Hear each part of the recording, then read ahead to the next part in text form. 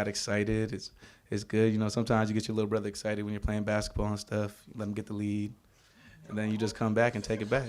It's not over. It'll never be over here. It's just starting. Damn.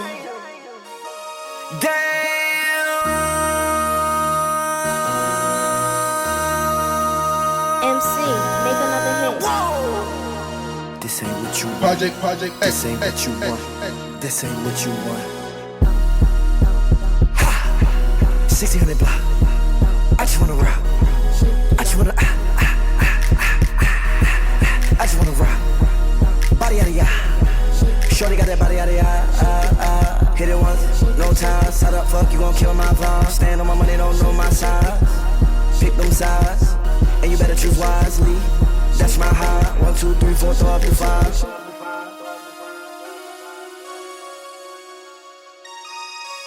That's my high. Damn.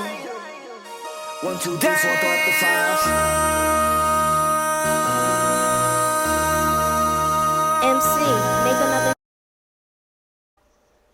Michigan and Michigan State, two universities separated by just 60 miles of highway, but divided by much more than that. For over a century, these two teams have waged war on the football field, with a rivalry that has become one of the most intense and passionate in all of college football. For over a century, the two schools have gone to war on the gridiron.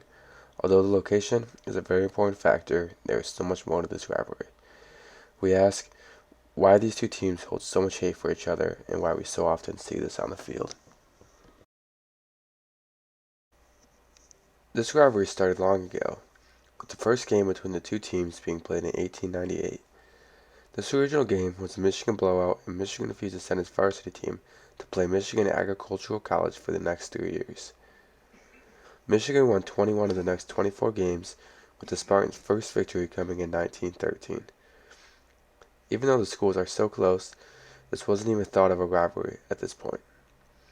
Michigan Agricultural College, soon to be Michigan State University, had some success against the Wolverines in the 1930s, even winning 4 in a row from 1934 to 1937. But then, Michigan won 10 in a row, and once again proved that the Spartans couldn't really hang with the boys from Ann Arbor. This series really starts to get the first feelings of a rivalry at the turn of the 1950s. So before we continue onto the history, it's time we take a look at these two universities. Although these two universities are so close to each other, they are very different. If you ask anyone at the University of Michigan why they chose to go to Michigan instead of Michigan State, you are sure to hear, because I got in at Michigan. You only go to State when you get rejected from Michigan. The sense of being higher class than Michigan State has really rubbed the Spartans the wrong way. If you ask anyone from Michigan State, they'll tell you that the Michigan fans are wrong. They'll tell you that Michigan State is in fact a very good university, and they will tell you that all Michigan fans are arrogant and stuck up. You see, this battle is more than just a battle on the gridiron. It's an everyday battle. A battle that really boils down to class. Big versus small, elite versus poor, farmers versus businessmen. This is how many think about this rivalry. They think about big brother versus little brother. Michigan State rivalry gets really personal because you're right next door. There is a sense of arrogance from Michigan fans that say, hey, if you can go to Michigan, then you go. If you can't go to Michigan, then you go to Michigan State. Now, that's not universally true. Yeah. There are some students that have the option to go both places and do choose Michigan State, but that's kind of the quip. That's kind of the one of the ways in which you goad Michigan State people. They accuse Michigan fans of being really super arrogant about their status, about their school, about the academic rank, and that bleeds over into sports. This beautiful trophy is the Paul Bunyan Trophy. Introduced in 1953, as this was Michigan State's first season in the Big Ten, the sacred trophy has become the symbol of this rivalry. A 4-foot-tall wooden lumberjack who stands on top of a 5-foot-tall base. This is what these two teams play for. This trophy was first introduced by the governor of Michigan, who created the trophy as a welcoming gift for Michigan State as they joined the Big Ten.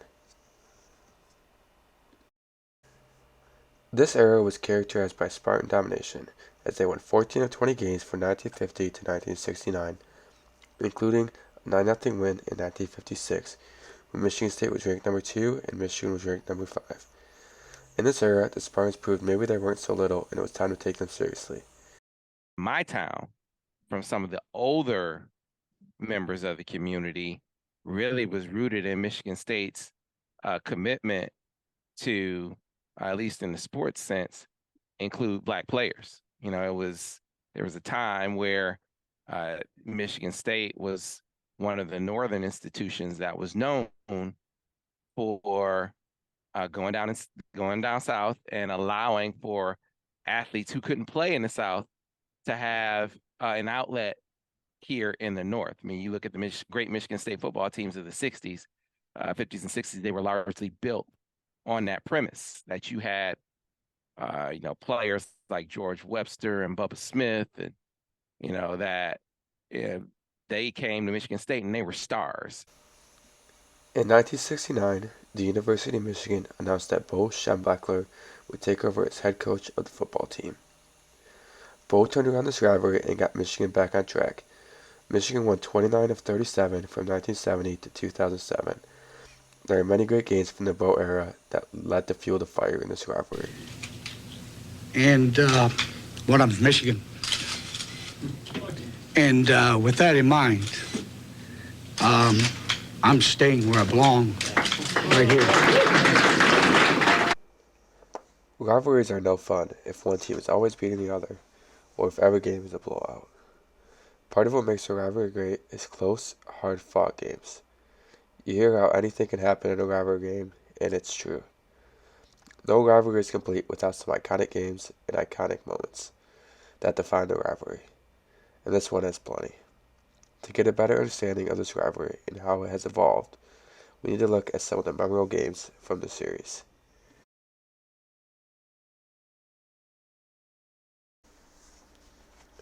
The first game we will visit is 1978.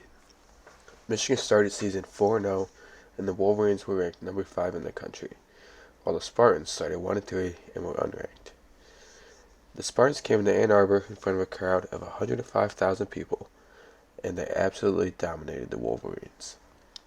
Led by wide receiver Kirk Gibson, who became a very good baseball player, they embarrassed the highly favored Wolverines as Michigan quarterback Rick Leach threw 3 interceptions in the first half, and the game was practically over before the second half even kicked.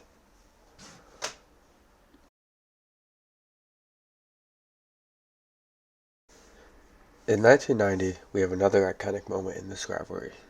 This game was nicknamed 1 vs. No One. Coming in, Michigan was ranked number 1 in the country and the Spartans were unranked. The game was close the whole way, and the Wolverines got the ball back down 7 with the final chance to go and score. With 6 seconds remaining, Michigan quarterback Elvis Garbeck hit Derek Alexander with a touchdown pass to pull within 28-27. The Wolverines, led by first-year head coach Gary Moeller, elected to go for 2. Watch the play. The number 1 Yale Van Dyne is lined up in the backfield. He's a wideout. Yeah. You got 4 wide receivers. Defensively, you got a blitz. Howard, they got it. He dropped it. He dropped it. He dropped it. Howard dropped it. Forever be one of the most egregious missed calls in the history of the rivalry. And I know it was a missed call because I ran into Eddie Brown some years later. And I said, Eddie, you cheated in that game. No, you interfered. He said, I didn't cheat because the ref didn't call it. Right? He said, did I interfere? He said, yeah, I probably interfered, but the ref didn't call it. So in the period after 1990, we saw a couple of key coaching changes. Lloyd Carr was introduced as a replacement for Gary Moeller after he resigns following a drunken outburst, and a familiar face for college football fans takes over in East Lansing, as Nick Saban is named the head coach of the Spartans following the retirement of George Pearls.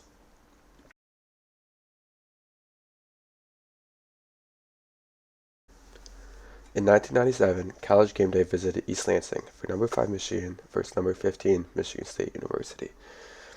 Although this isn't the closest game in the history of the series, it provided us with a key moment in the history of the rivalry. Michigan forced 6 interceptions in this game, including an iconic sideline interception by Charles Woodson. The catch is an iconic moment for Woodson and one of the most memorable moments in the series history.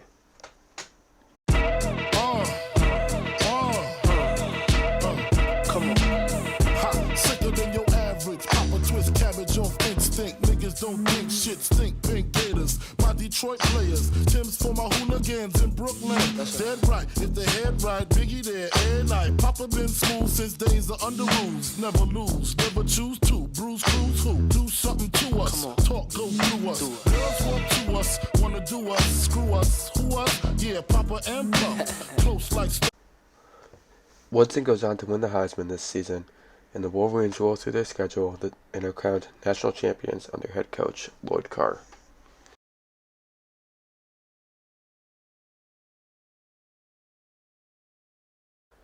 One of the most controversial games in the series history was played in 2001.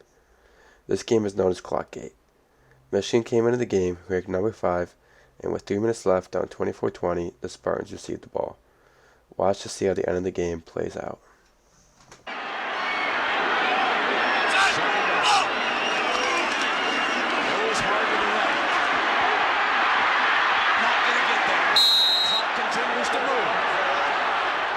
Third down coming up. The Spartans have to hurry. 5 seconds. 4, 3, 2. Smucker bounces it with 1 second to go. They're going to get one more play. Nice to have that home clock right there. Nice to have the home field advantage. It doesn't matter. This is the last play of the game. He's not going to run Duncan. Might do quarterback draw. That's what you wonder. Will they get the quarterback draw? They spread the defense. Here's Smoker looking for it.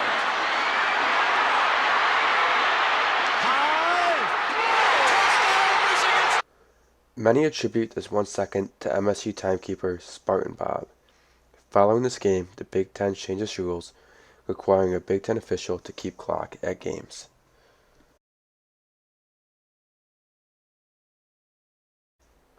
In 2004, we saw another instant classic. The Wolverines came into the game ranked 12th in the country, while the Spartans were unranked.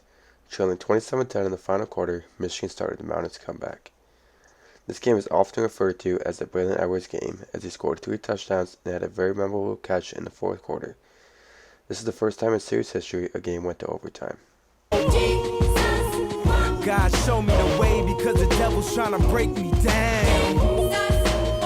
The only thing that I pray is that my feet don't fail me now. And I don't think there's nothing I could do now to right my wrongs. I wanna talk to God, but I'm afraid cause we ain't spoken so long. God show me the way because the devil's trying to break me down. The only thing that I pray is that my feet don't fail me now. And I don't think there's nothing I can do now to right my wrongs. In 2007, there was another key turning point in this rivalry, and it involved 2 iconic figures, Michigan star running back Mike Hart and beloved Spartan head coach Mark D'Antonio. The game itself was another instant classic. Michigan was once again trailing late in this game and mounting another comeback bid. Enter Michigan quarterback Chad Henne. Cheer. Rihanna. Good girl going bad. Take 3. Action. No clouds in my stones. Let it rain. I hydroplane in the bank coming down like a Dow Jones. When the clouds come, we gone.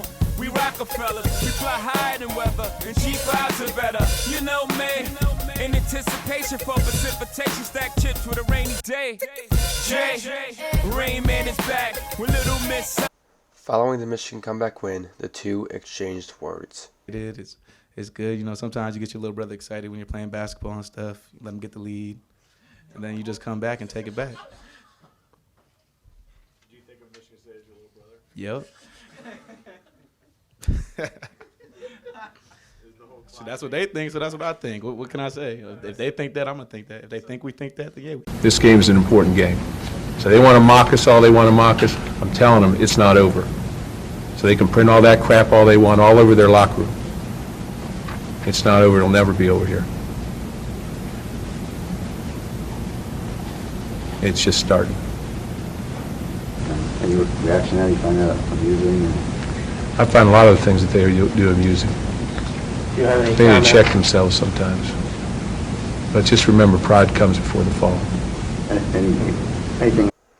D'Antonio delivered on his promise, and the pride did come before the fall. In 2008, the Spartans dominated the Wolverines, and the rivalry shifted.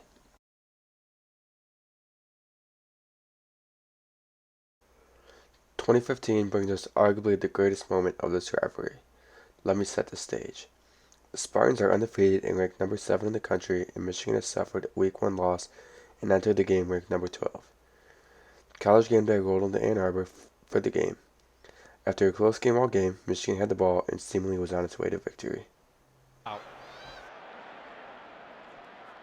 Whoa, he has trouble with the snap, and the ball is free. It's picked up by Michigan State's Jalen Watts Jackson, and he scores on the last play of the game. Unbelievable.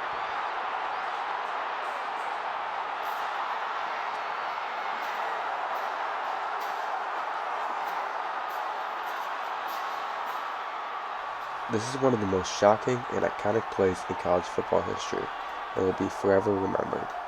The Spartans went on after this to play in the college football playoffs, where they eventually lost to Alabama in the national semifinals. A shocking ending to this rivalry game. And just when it looked like Michigan had made a number of 2018 placed another classic moment to this rivalry. Although the game itself wasn't close after this long Donovan Peoples-Jones touchdown, the moments before and directly after the game are what this year is memorable for. This is Michigan linebacker Devin Bush tearing up the midfield Spartan logo at Spartan Stadium.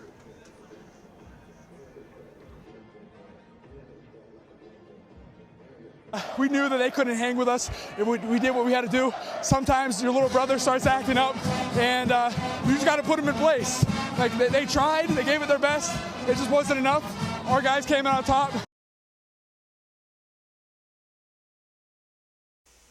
In 2021, these two teams seemed destined on a collision course when both teams had to go through the front half of their schedules. The two teams met, with both being undefeated, the first time in rivalry history. This is one of the greatest games in the history of the rivalry. Shout out my nigga Cinco.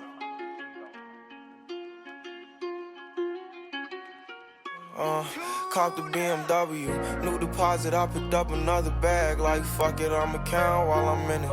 I had planes flying, crowds screaming, money counting chains, clanking shit. I guess that's how it sound when you winning. I ain't joking, do it sound like I'm kidding. I've been making like 2,000 a minute. So high up through the clouds, I was swimming. I'm probably gonna drown when I'm in it. I bet she gonna get loud when I'm in it, and we might have a child when I'm finished.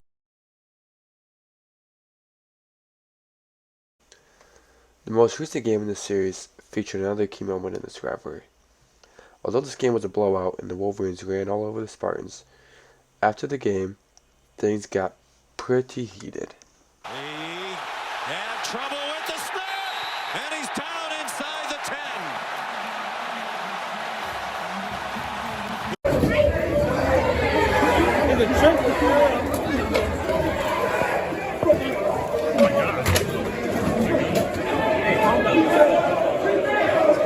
Following the game, Spartan players jumped Michigan players in the tunnel leaving the big house.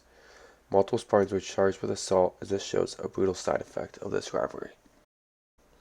So, have you figured out why these two teams hold so much hate for each other? But it was important because obviously that determined who the best school team was in the state. So. I don't know why there's so much hate. Obviously, I grew up in the Chicago area, so I knew about the rivalry, but I didn't really experience it until I actually played my first game against Michigan. And I think it's more so, you get just bragging rights with a lot of the kids that grow up in the state of Michigan. The ones that go to U of M and then the ones that go to state, and then they're playing against each other, and just more so bragging rights. The reason I hate Michigan so much is mainly because of their fans and how they act toward us. We give it right back, but at the same time, in my opinion, they're all just part of a big cult. Michigan fans are just the absolute worst. I think one of the main reasons that I hate Michigan State is because I still don't hear the end of the trouble with the snap. Get over it. It was your one good moment in the past decade, and look at you now. Michigan has always had a cocky arrogance to them and sort of like a bully, and nothing's more satisfying when a bully gets bullied, and that's what Michigan State has done these past, few years. Their victories, it makes it so sweet. And even when Michigan State's not playing Michigan, when Michigan loses, it just brings so much joy to my day to see the cockiness and arrogance wiped off their face. Go Green. Achievement for them, as much as winning Big Ten championships is a big deal for Michigan State. I think, frankly, if they had their druthers and they had to choose between the two, beating Michigan or winning a Big Ten championship and losing to Michigan, I think they would choose beating Michigan. That's how serious. In the end, the Michigan State rivalry is about more than just football. It's about pride, tradition, and the enduring bonds between communities. As long as these two schools continue to face off on the gridiron, the rivalry will remain as fierce and passionate as ever. If you ask a State fan, they will tell you Michigan fans are full of arrogance, elitism, and anti-competitive policies of subterfuge and sabotage. If you ask a Michigan fan, they'll tell you that State fans have an inferiority complex and that they are their little brother. Michigan State quarterback Kirk Cousins said it best. When you win, you walk the streets of your hometown. And when you lose, you walk the alleys. If you're from the state of Michigan, you either bleed green or you bleed blue.